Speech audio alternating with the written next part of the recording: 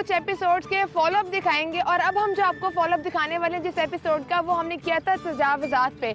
और जब हम लोग कुछ मार्केट्स में गए, वहाँ जाके हमने देखा कि बहुत सी ऐसी दुकानें थी जिन्होंने अपने आगे 20 से 30 फुट की जगह आगे अपने कवर की गई थी, जिसकी वजह से बहुत से लोग परेशान थे। और इसके बारे में हम लोग बात करेंगे दाता गंज टाउन के TOR एहसन सरवर ज़ैदी साहब से। तो आइए उनसे बात करते हैं। सरवर साहब, ये बताइए कि हमने 1.5-2 माह पहले तजावुज़ात पे प्रोग्राम किया था और हम लोग लंडा बाजार, शालमी और ब्रांथर रोड गए थे, जहाँ पे दुकानदारों ने अपनी दुकान के आगे 25 से 30 फुट की जगह कवर की गई थी बैरियर्स लगा के। जब दुकानदार ऐसा करते हैं तो आप उन्हें रोकते क्यों नहीं है? ये वो टाउन है जो सारा अपना मेन बिल्डिंग्स, मेन ऑफिसेज और तमाम कॉलेज, हॉस्पिटल्स इसी एरिया में है। तो हमारे पास मैन पावर 2 ट्रक हैं इसके लिए और 18 से 20 गैंग मैन रखे हुए हैं और एक शाम की शिफ्ट है। उसमें इस तरह होता है कभी कि एक हफ्ते में एक दिन किसी बाज़ार में आ जाता है, 4 से 5 दिन बाद मेन रोड पे। और इस पे ये वही टाउन है जिस पे 10 मॉडल रोड हमारे पास हैं दातागंज टाउन में।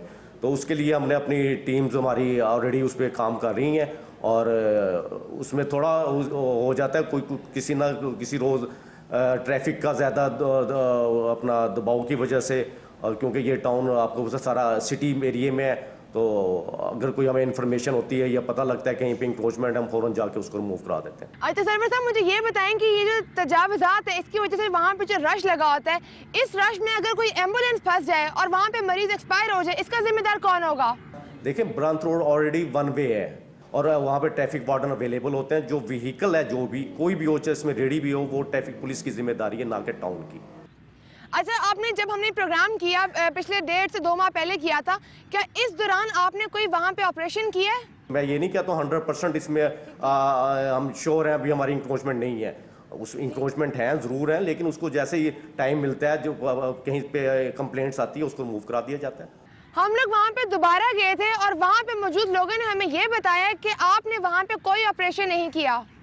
नहीं, आपको किसी ने गलत गाइड किया है, क्योंकि अभी 12 रबीउल अव्वल को 2 माह तो अभी गुजरे भी नहीं, तो हमने वहाँ पे ऑपरेशन किया है और उसको सारे रूट को क्लियर कराया है। बहुत बहुत शुक्रिया सरवर साहब। ये तो था TOR दाता गंज टाउन का मौक़िफ़। लेकिन जब हम लोगों ने वहाँ का विजिट किया तो लंडा बाजार का तकरीबन वहाँ के तजावुज़ात थे वो ख़त्म हो चुके थे। और जब हम ब्रांथर रोड गए तो वहाँ के वाम ने हमें क्या कहा, ये आप लोग भी देखिए और सरवर साहब आप ज़रूर देखिए। बहुत मुश्किलात होती हैं गुजरने में, तो बहुत बल्कि एक्सीडेंट के भी खतरे हैं और बहुत ज़्यादा जो मुश्किल शामिल होती है। ट्रैफिक इतनी जाम होती है ना कि 24 घंटे इधर ही गुजर जाते हैं हम। ये रास्ते में ये देखो कितना 20-25 फुट जगह क्लियर हुई है, गाड़ियों ने रोक रखी है। गाड़ियाँ चली जाए तो ट्रैफिक आसानी से गुजर जाएगी यहाँ से। ठीक है, अभी ये तीसरी भी आप थोड़ी देर ठहरे, इसके आगे भी ना पार्किंग लगेगी फिर के। ट्रैफिक वाले भी नहीं ना, वो भी फारग हैं, आते हैं दिन में एक चक्कर लगाते हैं वापस बस। ये डेली बेसिस पे ही यहाँ पे तजावुज़ात का जो है ना ऑपरेशन होना चाहिए, डेली वेजेस पे, क्योंकि उसके बगैर गुजारा नहीं है। यहाँ पे एक दिन वो करते हैं और शाम को वो लोग फिर दोबारा लगा देते हैं। तो उसका सलूशन ये है कि ये जो पुलिस है हेडक्वार्टर की जो बिल्डिंग है, वहाँ पे अगर पार्किंग दे दी जाए तो वो बहुत बेटर है। आप यकीन करें, हम रोज़ बिला नागा इनको कभी फ़ोन करते हैं, कभी लेटर लिख के भेजते हैं। ये TOR साहब जो है उनको ज़ाती तौर पे मैंने ख़त भी लिखा है, टेलीफोन पे भी बात किया है। और मेरे हाल में 8-10 दिन पहले वो यहाँ तशरीफ़ लाए थे और उन्हें मैंने बहुत रिक्वेस्ट किया कि आप प्लीज़ मेहरबानी करके ये इंक्रोचमेंट का मसला हल करें। वो कुछ होता ही नहीं। मुझे लगता है कि ये जितने डिपार्टमेंट है ये एंटी इंक्रोचमेंट की बजाय प्रो इंक्रोचमेंट हो गए। पैसे लेते हैं और काम नहीं करवाते, बस ऐसे ही है। कोई ऑपरेशन नहीं हो रहा, कोई ट्रक नहीं आ रहा। मैंने उनसे ये रिक्वेस्ट की थी कि आप मेहरबानी करके हफ्ते में 2 दिन ट्रक भेजा करें और दोपहर के बाद, ताकि जो यहाँ पे इंक्रोचमेंट है आपको भी पता चले, लेकिन वो करते नहीं है। नाज़रीन, अब हम आपको आज का सेकंड फॉलोअप दिखाएंगे। कुछ अर्से पहले हमने हॉस्पिटल्स की कंडीशन पे एक एपिसोड की थी और हमने उसमें लाहौर के 2 हॉस्पिटल्स कवर किए थे। एक हमने किया था लेडी विलिंगटन हॉस्पिटल और दूसरा हमने किया था म्यू हॉस्पिटल। इन दोनों के मिसाइल कॉमन थे, लेकिन हमारे सामने जो मिसाइल नजर आए ज़्यादा वो लेडी विलिंगटन हॉस्पिटल के थे, जिसमें पेशेंट्स के लिए एक्सरे मशीन तक नहीं थी, जो दवाइयाँ थी वो ना होने के बराबर थी और महंगी दवाई वहाँ पर दस्तियाब नहीं थी। अंदर जाने के लिए उन लोगों को पैसे देने पड़ते थे। ये मिसाइल तो चले वहाँ पे थे ही थे, लेकिन एक जो मेजर मसला हमारे सामने आया वो था वहाँ पे पेशेंट्स और उनके साथ आए रिश्तेदारों का वॉशरूम में जाना। अगर इन लोगों को वॉशरूम जाना होता था तो ये वहाँ पे पैसे देते थे। इस मसले को लेकर हम लोग वहाँ के एमएस के पास गए तो उन्होंने हमसे वादा किया कि वो इस मसले पे नज़रसानी करेंगे और यहाँ पे जो पैसे लिए जा रहे हैं इसको कंट्रोल करेंगे।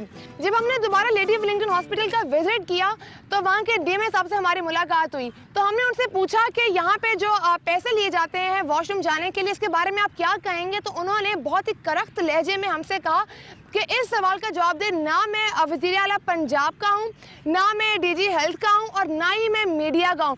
इसके अलावा उन्होंने हमसे ये भी कहा कि ना आप लोग खुदा हैं और ना ही आप लोग जज हैं। इसके बाद हम लोगों ने बात की वहाँ पे जो मौजूद जो पैसे लेता है जी वहाँ पे वॉशरूम के बंदा जो है वहाँ पे रखा हुआ है, हम लोग उसके पास गए। अब उसने क्या कहा ये वाजिद साहब आप भी देखिए और जो हमारी अवाम मुस्लिम देख रही है वो भी देखिए। यहाँ सफाई करते हैं मस्जिद कमेटी की तरफ से हैं, उनको पैसे मस्जिद के जाते हैं सब, अंदाज़न 1500 भी हो जाता है, 1000 रुपया भी हो जाता है, ये सब हमारे पास ही है। वाजिद साहब अभी आपने देख ही लिया होगा कि उस लड़के ने क्या बात कही है। मैं सिर्फ आपसे इतना कहना चाहती हूँ कि हमारे इस प्रोग्राम का मकसद ये नहीं है कि हम लोगों पे तनकीद करें या आपसे आके सवाल करें। हम लोग सिर्फ इतना चाहते हैं कि जो अवाम अपने मसाइल हम तक लेके आती है उनके जवाबात हम आपसे लें, और जिस जगह पे आप बैठे हैं आप लोगों पे इस तरह करख्त लहजे में बोल नहीं सकते, बल्कि आप अगर उनसे प्यार से बात करेंगे मरीजों से तो उनकी आधी बीमारी यहीं पे ख़त्म हो जाएगी। नाज़रीन अब हम लोग बात करेंगे न्यू हॉस्पिटल के एमएस जाहिद परवेज साहब से, लेकिन उनसे बात करने से पहले हम लोग जो वहाँ पे हॉस्पिटल में मौजूद पेशेंट्स हैं उनके रिलेटिव्स हैं उनसे बात करेंगे कि जब हम लोग 2 माह पहले वहाँ पे गए थे और जो मसाइल हमारे सामने आए थे क्या मसाइल अभी भी वहाँ पे ऐसे ही हैं। तो आइए उनसे बात करते हैं। 8 दिन हो गए हमारी कोई पूछ नहीं है, मेरे आदमी के ना मतलब ये है कि यहाँ हिरनियाँ पेट में। अभी दाखिल नहीं किया, कल आज रिपोर्टा पूरी हुई हैं तो कल को डॉक्टर आएगा जो दाखिल करने वाला है। बिचू बिचू पैसे दो तो टेस्ट मिलता है, नहीं तो टेस्ट घर ना भेजा करें। दिन पहले डॉक्टर पर गए वो कह रहे हैं दूसरे डॉक्टर पर जाओ, उस पर गए वो मीटिंग में गए हुए थे, उसकी मीटिंग ही नहीं ख़त्म हुई। फिर वो कल उन्होंने कहा कि जुम्मे वाले दिन बैठेंगे डॉक्टर। आज फिर गए हैं, वो कहते हैं वो नीस डॉक्टर ही करेंगे और कोई नहीं करेगा, उसे चेक कराएं, वो आए ही नहीं आज भी। अच्छा डॉक्टर साहब ये बताइए कि जब हम पहले आपके हॉस्पिटल में आए थे तो मरीजों की यही शिकायत थी कि आप लोग उन्हें दाखिल नहीं करते, और जब हम अब आए हैं तो मरीजों की शिकायत वहीं की वहीं है कि आप लोग उन्हें दाखिल नहीं कर रहे। कुछ मरीज ऐसे हैं जो 4 दिन से बाहर पड़े हैं, कुछ ऐसे 10 दिन से पड़े हैं। क्या वजह है कि आप मरीजों को दाखिल नहीं कर पा रहे?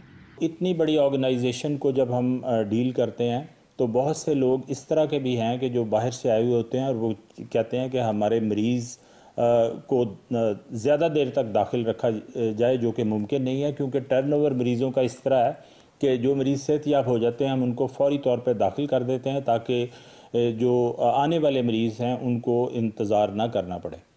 अच्छा डॉक्टर साहब मुझे ये बताएं कि एक और मसला जो हमें दूसरे हॉस्पिटल्स में भी नज़र आया और इस बात की हमें शिकायत भी मिली है कि डॉक्टर्स का रवैया पेशेंट के साथ अच्छा नहीं है, इसकी क्या वजह है? देखिए जी, अगर इस किस्म की कोई शिकायत मिलती है तो फौरी तौर पर ऐसे डॉक्टर्स के ख़िलाफ़ हम एक्शन लेते हैं, और हमारा हॉस्पिटल जो है वो 3 शिफ्टों में चलता है। ओपीडी में भी 2 शिफ्टें चल रही हैं, और अगर इस तरह किसी डॉक्टर के ख़िलाफ़ शिकायत आती है तो फौरी तौर पे उसके ख़िलाफ़ एक्शन लिया जाता है और इस शिकायत का अजाला भी किया जाता है। अच्छा डॉक्टर साहब हमें आपके हॉस्पिटल में कुछ ऐसे पेशेंट्स भी नज़र आए, बल्कि मोस्टली पेशेंट्स ऐसे हैं जिन्हें किडनी प्रॉब्लम है और वो आपके हॉस्पिटल के बाहर पड़े हैं इस इंतज़ार में कि कब आप उन्हें दाखिल करें। क्या वजह है कि आप किडनी पेशेंट्स को दाखिल नहीं कर पा रहे? गुर्दे फेलियर के मरीज़ ज़्यादा हैं तो जाहिर है उस पर प्रेशर ज़्यादा होता है, तो ये मुमकिन नहीं है हमारे लिए कि जो मरीज़ पहले डायलिसिस करा रहा हो उसको उतार के नए मरीज़ों को दाखिल कर दिया जाए। जब जगह होती है तो फौरी तौर पे दाखिल किया जाता है, नहीं तो वेटिंग लिस्ट में रखा जाता है, क्योंकि जो पहले मरीज़ डायलिसिस करा रहे हैं उनका भी उतना ही हक़ है जितना कि नए आने वाले मरीज़ों का है। डॉक्टर साहब एक क्रेडिट तो आपको जाता है कि जो मसाइल पहले आपके हॉस्पिटल में थे वो बहुत कम हो चुके हैं और माशाल्लाह बहुत अच्छी बात है, लेकिन एक बात मुझे ये भी बता दें कि जो मरीज़ों की इफलाह के लिए मज़ीद इक़दाम आप क्या कर रहे हैं? कोई भी पेशेंट यहाँ पे हम रिफ्यूज़ नहीं करते और उसका इलाज मुआवजा किया जाता है। तमाम दाखिलशुदा मरीज़ों को हम हस्पताल से तमाम अद्वियात मुफ्त मुहैया करते हैं। इसके अलावा 3 वक्त का अच्छा खाना भी हस्पताल से मुहैया किया जाता है। जो अटेंडेंट्स हैं उनके लिए हमने एक 4 स्टोरी मुसाफिर खाना जिसमें तकरीबन 200 लोगों के रहने की गुंजाइश है वो हमने उसका अरेंज किया हुआ है।